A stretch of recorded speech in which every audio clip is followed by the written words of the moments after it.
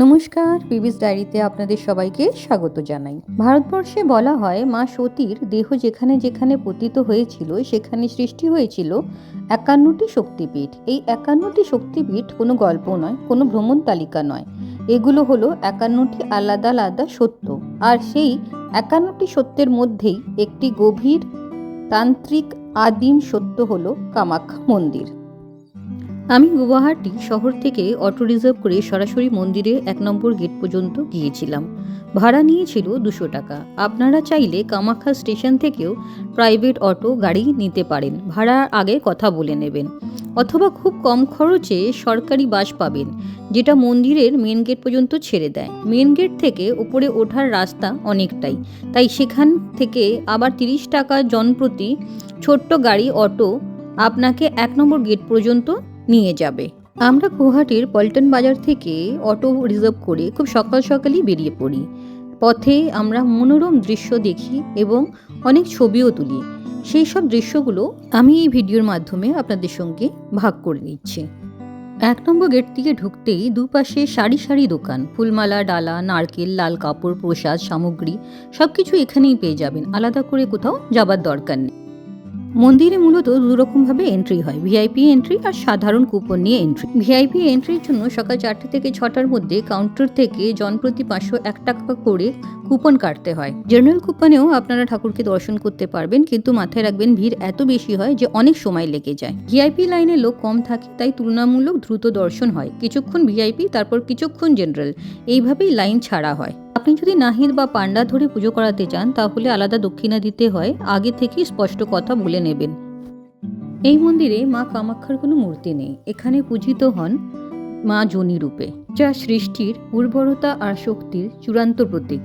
মন্দিরের ভেতরে গর্ভগৃহে mobile allow নয়, সেই জন্য আমি ভেতরের দৃশ্য আপনাদের সঙ্গে ভাগ করে নিতে পারছি না। তবে জানিয়ে রাখি, গর্ভগৃহ অন্ধকার, স্যাঁতস্যাঁতে আর এক অদ্ভুত শক্তিতে ভরা। আপনি যুক্তি দিয়ে বুঝতে পারবেন না, শুধু অনুভব করতে পারবেন। এটা এক অভিজ্ঞতা। আপনি যেভাবেই আসুন, ভক্ত হিসেবে, অনুসন্ধানী হিসেবে বা শুধু পর্যটক হয়ে, মা কামাখ্যা আপনাকে খালি হাতে ফেরত পাঠান না। এখানে পশু বলি প্রথা এখনও আছে, যা অনেকের কাছে কঠিন মনে হতে পারে, কিন্তু এই মন্দির তান্ত্রিক ঐতিহ্যের অংশ। এখানে শক্তিকে অস্বীকার করা হয় না, গ্রহণ করা হয়। ধারা ও বলি প্রথা এই মন্দিরে আজও তান্ত্রিক সাধনার কেন্দ্র। কামাখ্যা মন্দিরে দিন শুরু হয় খুব ভোরে, ভোর ৫টা ৩০-এ মন্দিরের দরজা খোলা হয়। সকাল ৮টা থেকে শুরু হয় নিত্য পুজো। সাধারণত ভক্তদের দর্শন এই সময় থেকেই ধীরে ধীরে শুরু হয়। এই সকালের পুজোগুলো খুবই তান্ত্রিক প্রকৃতির। এখানে বড়সড় ঢাক, ঢোল বা জাঁকজমক নেই, বরং মন্ত্র, নীরবতা আর গর্ভগৃহে শক্তির মুখ্য। দুপুর ১টা নাগাদ ভোগ অর্পণ হয়। দুপুর ১টা থেকে ২টো ৩০ অবধি মন্দির বন্ধ থাকে। এই সময় গর্ভগৃহে অভ্যন্তরীণ তান্ত্রিক ক্রিয়া চলে বলে বিশ্বাস। ২টো ৩০ থেকে ৫টা ৩০ অবধি আবার দর্শনের জন্য মন্দির খোলা হয়। সন্ধ্যা আরতি ৫টা ৩০ থেকে ৬টার মধ্যে হয়। আরতির জন্য কোনো আলাদা লাইন থাকে না।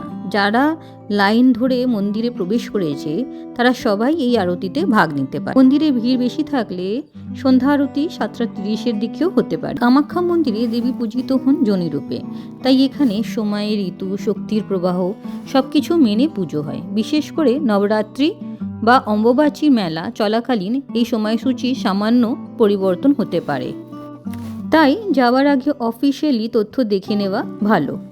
মন্দির প্রাঙ্গণের ভেতরে আছে একটি বাঁধানো জলাশয়। আমি দেখেছি অনেক মানুষ এখানে পুজো করছে, কেউ কেউ সেই জল মাথায় নিচ্ছেন। আমিও সেই জল মাথায় নিয়েছি। এই জলের বিশেষত্ব হলো এটা শক্তির জল বলে বিশ্বাস করা হয়। অনেকে মনে করেন এটা মা কামাখ্যার কৃপা বহন করে।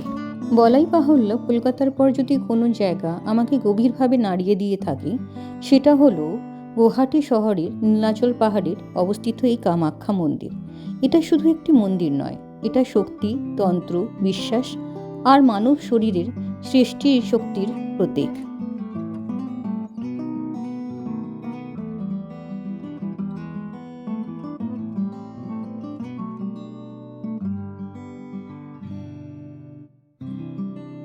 ভিডিওটি শেষে আমি বলবো, মা কামাখ্যার আশীর্বাদ আপনাদের সবার জীবনে থাকুক। এই ভিডিওটা যদি ভালো লাগে লাইক করে শেয়ার করুন আর এমন আরও তীর্থ দর্শনের জন্য চ্যানেলটিকে সাবস্ক্রাইব করুন।